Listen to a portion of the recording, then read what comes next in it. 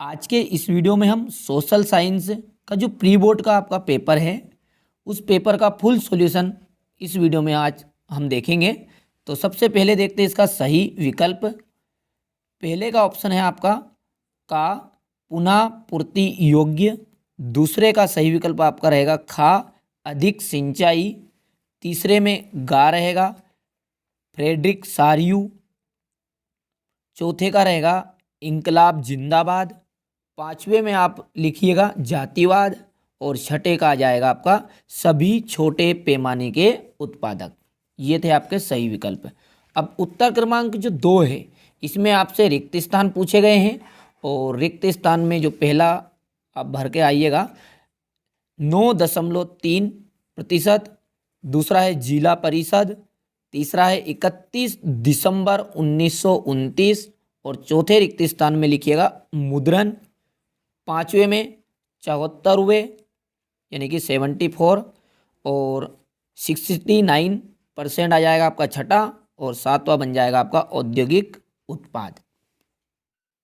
अब जो question number आपका 3 है उसमें सही जोड़ी है। तो पहले का सही जोड़ी मिलाइएगा आप ऊन को छाटने वाला। दूसरे का आ जाएगा आपका चुन्नटों से कपड़े समेटने वाला और तीसरा है श्रीलंका। चौथे की जोड़ी मिलाइएगा आप चीन। पांचवा मिल जाएगा आपका बोलीविया और छठा अहमदाबाद।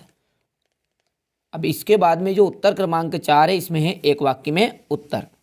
पहले का आप एक वाक्य का उत्तर दीजिएगा लाल भूरा या लाल भूरी। नंबर 2 है गिरी राष्ट्रीय उद्यान आ जाएगा। तीसरे का एक वाक्य में उत्तर आपका बनेगा एक जर्मन शुल्क संघ। और चौथा है मक्के की आयात पर रोक लगाने वाला कानून। पांचवे में लिखिएगा आप बुसेल्स में।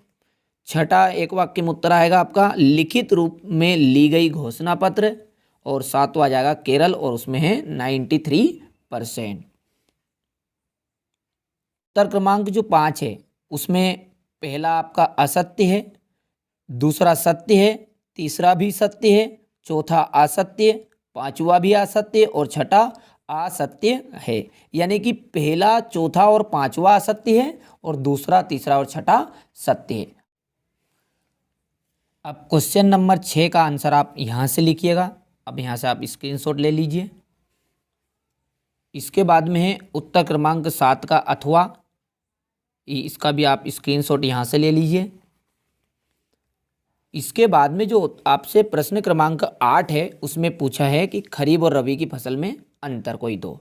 तो आप यहाँ से खरीफ और रबी की फसल का अंतर भी लिख लीजिएगा। ये है आपका आंसर नंबर 8। ठीक है, यहाँ से आप इसका स्क्रीनशॉट ले लीजिए। अब उत्तर क्रमांक 9 में आपसे औद्योगिक क्रांति के बारे में पूछा है तो आप यहाँ से इसका स्क्रीनशॉट ले लीजिए। ये था आपका क्वेश्चन नंबर 9। अब देखते हैं आंसर नंबर 10।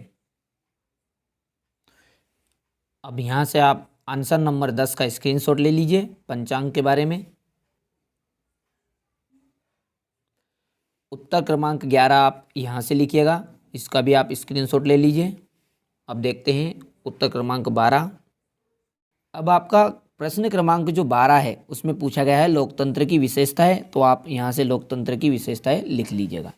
और इसी तरह जो उत्तर क्रमांक 13 है उसमें पूछा गया है वस्तु विनिमय। ये भी अथवा का आंसर है।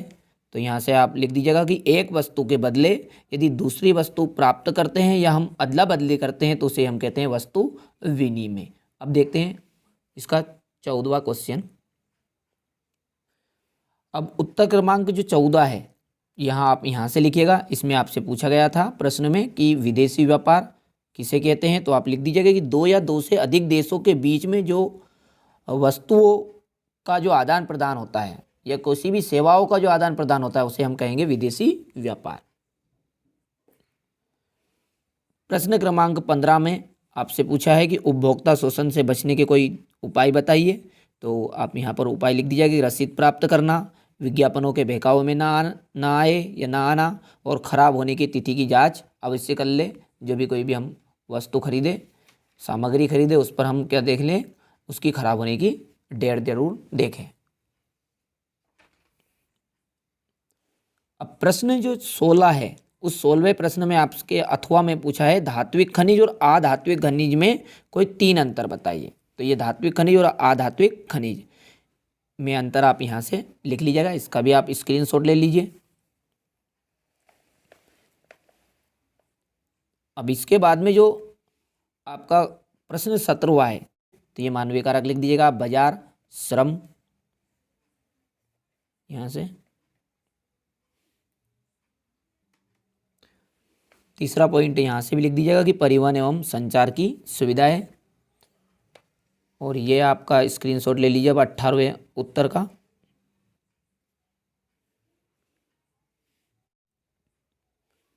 प्रश्न क्रमांक 19 का आंसर आप यहाँ से लिखिएगा। प्रश्न आपसे पूछा गया है कि लोकतंत्र में विपक्ष की भूमिका बताइए। तो ये आप यहाँ से लिखिएगा कि जनमत तैयार करना, मध्यस्थता और आलोचना और राजनीतिक शिक्षा। तो अब आप इसका स्क्रीनशॉट आराम से लीजिए। ये है 19वां का यहाँ से तक। इसके बाद में यहाँ से आलोचना और चौथा पॉइंट राजनीतिक शिक्षा और शासन पर अधिकार। और इसके अलावा भी आपको यदि कोई समस्या आ रही है, इसकी PDF आपको चाहिए, तो आप मेरे व्हाट्सअप नंबर पर आप मुझे कांटेक्ट कर सकते हैं। मैं नंबर लिख रहा हूँ 9131064674। मैं आपको इसकी PDF भी उपलब्ध करवा दूंगा। अब आपका क्वेश्चन नंबर जो 21 है उसका आंसर यहाँ से लिखिएगा। जलियांवाला बाग हत्याकांड पूछा गया आपसे उसमें, तो ये पूरा आप आंसर यहाँ से यहाँ तक का लिख दीजिएगा। ये है आपका जलियांवाला बाग हत्याकांड। क्वेश्चन नंबर जो आपका 22 है यानी कि 22वां है, इसमें आपसे पूछा है कि लोकतंत्र के समक्ष चुनौतियाँ बताइए।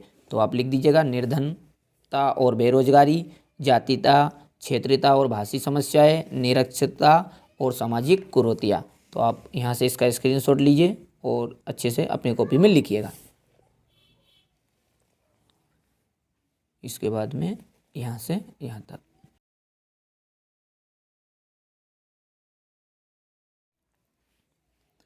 देखिए, एक बात आपको मैं अच्छे से समझाना चाहता हूँ कि जैसा कि कोरोना काल के चलते समय आपकी एग्ज़ाम घर से दिलाई जा रही है प्री बोर्ड की, यदि ऐसी स्थिति बनी रही और आपकी एग्ज़ाम नहीं हुई तो आपका जो प्री बोर्ड के जो अंक है उन अंकों के आधार पर ही आपकी जो अंक सूची है 10th की वार्षिक की वहाँ बनाई जाएगी। तो आप इन्हें अच्छे से लिखिएगा और सटीक लिखिएगा, कोई जल्दबाजी नहीं करिएगा। जितने अंक का प्रश्न है उसी के आधार पर ही आंसर लिखना पड़ता है। देखिए, जो कि 5 नंबर का अंक का प्रश्न है तो 5 अंक के हिसाब से लिखाएगा, 4 अंक का है तो 4 के हिसाब से लिखा जाएगा। अब बढ़ते हैं आंसर नंबर 23वें की तरफ। अब ये उत्तर क्रमांक 23 का स्क्रीनशॉट यहाँ से लीजिए, आप इसे अच्छे से लिखिएगा। और इसके बाद में अगला यहाँ से, और ये देखिए, यदि आपको इसकी PDF चाहिए तो आप इस नंबर पर मुझे व्हाट्सअप कर दीजिएगा, मैं आपको PDF उपलब्ध करवा दूंगा। तो मिलते हैं अगले वीडियो में किसी और नए आपके पेपर के साथ।